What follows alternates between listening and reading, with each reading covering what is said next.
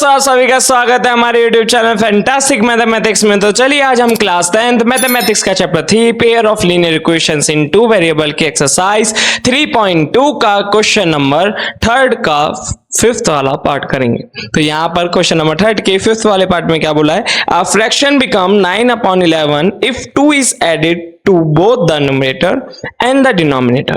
If 3 is added to the both the numerator and denominator, it becomes 5/6. Find the fraction.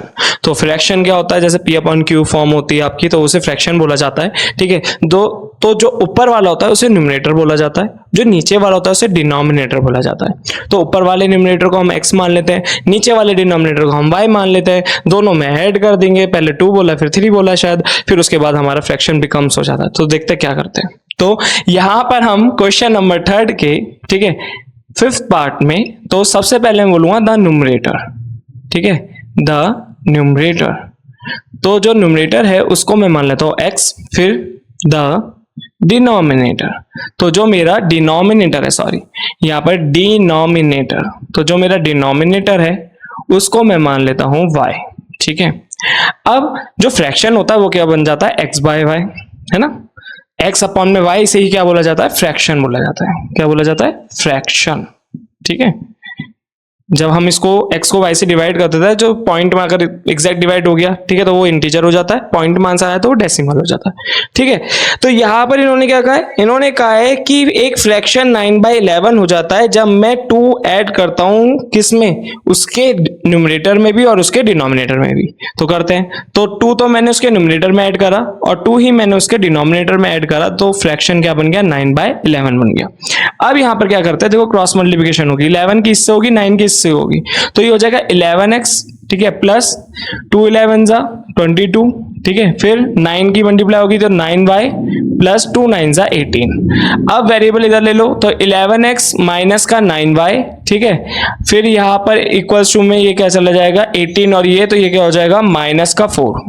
ठीक है, ये क्या हो गया, माइनस का 4, और यहीं पे मेरी आ गई इक्वेशन नंबर फर्स्ट। ये क्या आ गई, मेरी इक्वेशन नंबर फर्स्ट। अब इक्वेशन नंबर सेकंड कैसे बनेगी, तो इन्होंने कहा है if 3 is added to both, तो न्यूमरेटर और डिनोमिनेटर में अब मुझे क्या ऐड करना है, 3, तो x plus 3 upon y plus 3, तो फ्रैक्शन किसके बराबर बन जाता है, 5/6 के।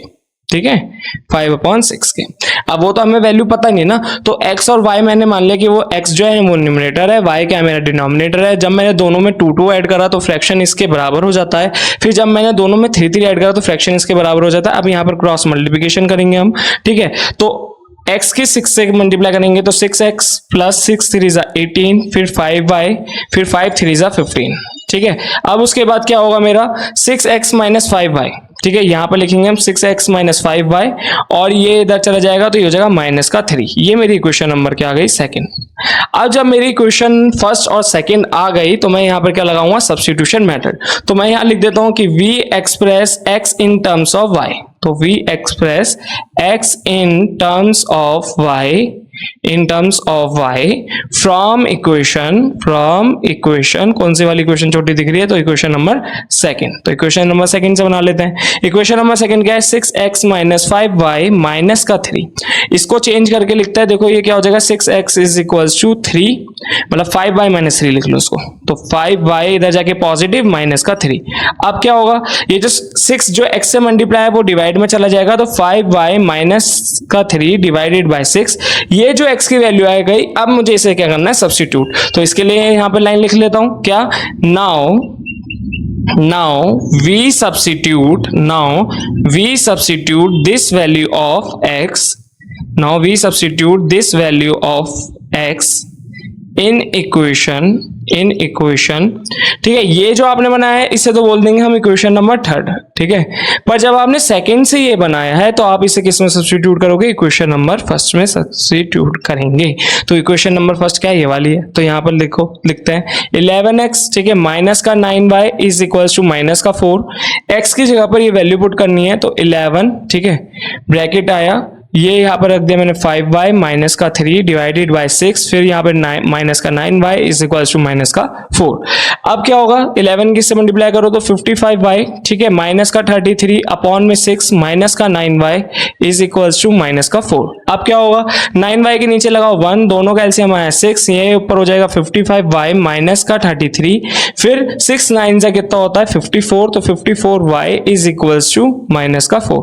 ये 6 उधर गया तो देखो 55y में से 54 गया तो y बचा बस, ठीक है, और ये माइनस का 33, फिर यहाँ पर 6 4 से क्या होता है 24, ये उधर जाएगा तो y की वैल्यू क्या आई 24 माइनस का था और प्लस का 33, ठीक है।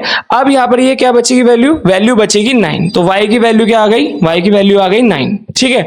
अब ये जो y की वैल्यू है उसको मुझे क्या करना है पुट, तो यहाँ पर मैं लिखूंगा put the value of y in equation third. तो इक्वेशन थर्ड की हमने क्या बनाई थी, इक्वेशन थर्ड हमने बनाई थी ये वाली, तो यहां पर y की वैल्यू रख देते हैं, तो x is equals to 5 into 9 minus 3 upon में 6, तो x की वैल्यू क्या आएगी, देखो 5 9 जा 45, 45 में से 3 गया तो 42, 42 डिवाइडेड बाय 6, तो 6 7 जा 42, तो x की वैल्यू तो आ गई 7, y की वैल्यू क्या आई 9, तो यहां पर x हमने क्या माना था न्यूमरेटर और y हमने क्या माना था डिनोमिनेटर। तो जब हम इसमें देखो चेक कर लेते हैं, 7 अपॉन में 9, जब मैं 3 3 दोनों में ऐड कर देता हूं तो ये कितना हो जाएगा 10, ये हो गया 12, जब इसको डिवाइड करेंगे तो आंसर आएगा 5/6। तो देखो सेकंड वाली जो इक्वेशन थी उसको मतलब जो इससे हमने बनाया था, जो इन्होंने हमें रिलेशन बोला था वो हमारा सही बैठा है। तो यहाँ पर हमारा क्वेश्चन नंबर 3 का 5th वाला पार्ट हो जाता है सॉल्व।